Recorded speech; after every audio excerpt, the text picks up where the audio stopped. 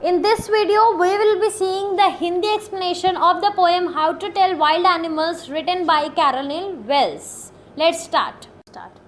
So, ये poem आपके first flight book से ली गई है. इसका नाम है how to tell wild animal. इसको लिखा है कैरोलिन वेल्स ने.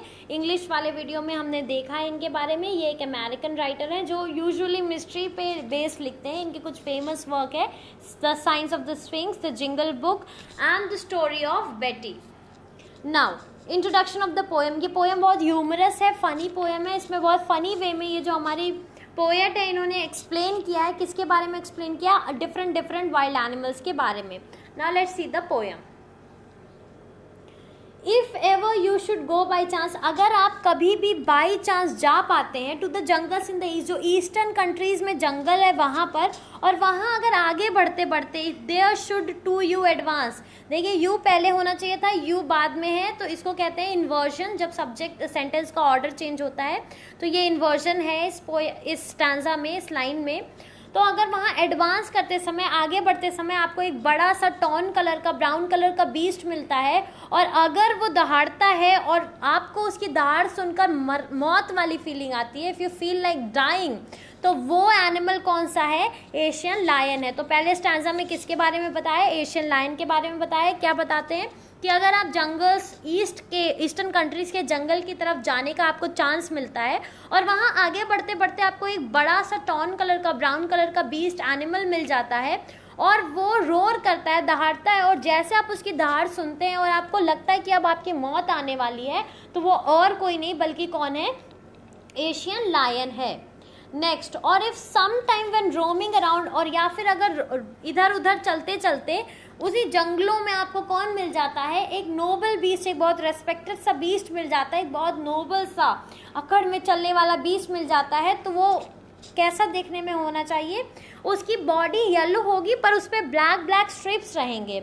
और एक चीज़ और आपको नोटिस करनी है, just notice if he eats you, और वो भी आपको खाने के लिए तैयार रहेगा.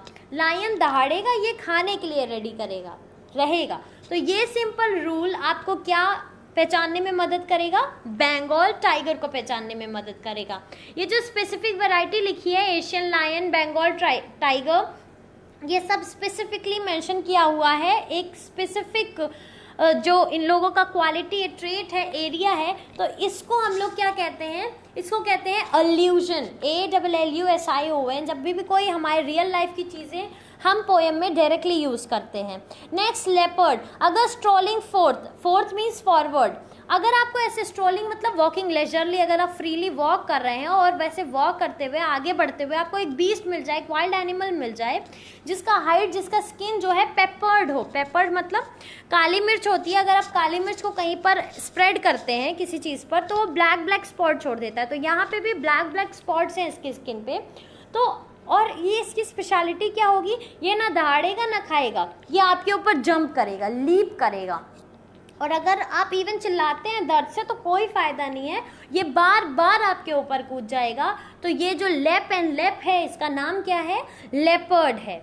नेक्स्ट है बियर. अगर आप आगे बढ़ते बढ़ते मतलब कोई फ्रेंडली एरिया में बढ़ रहे हैं अपने यार्ड के आसपास और आपको एक बड़ा मेरी सा क्रिएचर मिले, शांत वाला, और वो जैसे आपको मिले तो वो आपको ज़ोर का हग करे और बहुत तेज़ हग करे, और ये कहती हैं अच्छा तो आपको शक हो रहा है कि बियर आपको हग नहीं देगा, तो ठीक है एक और बार ट्राई कर लिए और ज़ोर से हग देगा. तो ये ह्यूमरस पोएम है, तो ये मजाकिया वे में कहते हैं. कभी आपको जाकर ट्राई नहीं करना है कि एक बार बियर से गले मिलकर देख लें.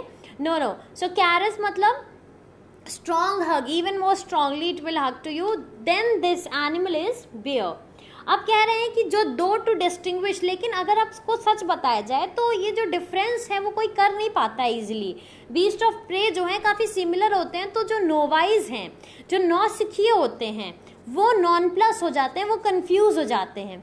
जैसे अब आपको लेकिन फिर भी बता रही हैं कि क्रोकोडाइल और हाइना में कैसे आप डिस्टिंग्विश कर सकते हैं. तो जो हाइना है वो हमेशा खुशी, हंसते हुए आएंगे, स्माइल, मेरी स्माइल्स रहेगी, और जो क्रोकोडाइल है वो हमेशा रोते ही रहेंगे, बहुत दुखी होते हैं क्रोकोडाइल्स. जैसा कि आपने सुना भी होगा, कई सारी कहावतें हैं, मगरमच्छ के आंसू. तो ये जो क्रोकोडाइल है हमेशा आपको रोते हुए मिलेगा और जो हाइना है हंसते हुए मिलेगा. तो ऐसे आप डिस्टिंग्विश कर सकते हैं किसके बीच में? हाइना और क्रोकोडाइल के बीच में. अब जो कैमलियन है उसके बारे में सुनिए। True chameleon is small. आपको लगता होगा लंबा सा लिजर्ड जैसा कुछ होगा, तो हाँ लिजर्ड जैसा है, it's a lizard sort of thing, but the true chameleon is small. और ना इसके कान होते हैं ना इसके विंग्स होते हैं। और अगर आपको पेड़ पे कुछ नहीं दिख रहा है तो ये मान के चलिए कि पेड़ पे कौन है, कैमलियन है, एक गिरगिटान है, एक कैमलियन है। क्यों? क्योंकि ये कैमोफ्लेज करके कलर चेंज करके सराउंडिंग के साथ एडजस्ट हो जाता है। तो अगर आपको कुछ नहीं दिख रहा है तो पक्का पेड़ पे कौन है, एक कैमलियन है, बी वेरी श्योर। तो ये सारे थे आपके एनिमल्स। पहला एनिमल था एशियन लायन, दूसरा बंगाल टाइगर, तीसरा लेपर्ड, चौथा बियर, और फिर 5वें स्टांजा में डिस्टिंग्विश करते हैं हाइना और क्रोकोडाइल के बीच में, और लास्ट में बताते हैं कैमलियन के बारे में। ये है आपकी राइम स्कीम। राइम स्कीम हमने देखा ही था इंग्लिश वाले वीडियो में, अगर नहीं देखा तो ये देख लीजिए। पहले स्टैंजा से देख लेते हैं, सारे स्टैंजा में सेम राइम स्कीम है। तो पहली लाइन एंड होती है चांद से, दूसरी लाइन ईस्ट, तीसरी एडवांस। तो चांद एडवांस सेम है तो ए इनके लिए रख दीजिए।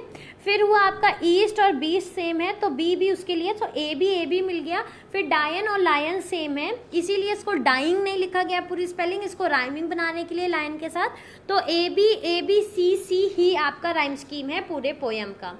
उसके बाद मैंने बताया इन्वर्जन है, एल्यूजन है, एजोनेंस यूज हुआ है। बार बार देखिए कई सारे वॉवेल सेम लाइन में पूरी तरह से रिपीट हुए हैं। जैसे यहीं पर देख लीजिए, और में ओ है, फिर सम में भी ओ है, रोमिंग में भी ओ है और राउंड में भी ओ है। तो एक ही लाइन में बार बार ओ रिपीट हुआ है तो ये एजोनेंस है। जब भी रेपिटेशन होता है वॉवेल साउंड का तो वो एजोनेंस होता है। कोई भी कॉन्सोनेंट बार बार रिपीट हो रहा है, जैसे रोमिंग राउंड है तो वो क्या हो जाता है, कॉन्सोनेंस हो जाता है, रेपिटेशन ऑफ द कॉन्सोनेंट। तो अब आप फाइंड करेंगे कि पूरे सारे स्टैंजाज में कहाँ कहाँ एजोनेंस है, कहाँ कहाँ कॉन्सोनेंस है, और सारे स्टैंजा की राइम स्कीम क्या है। You can pause and you can do that. I hope you might have understood the poem. Thank you so much, have a good day.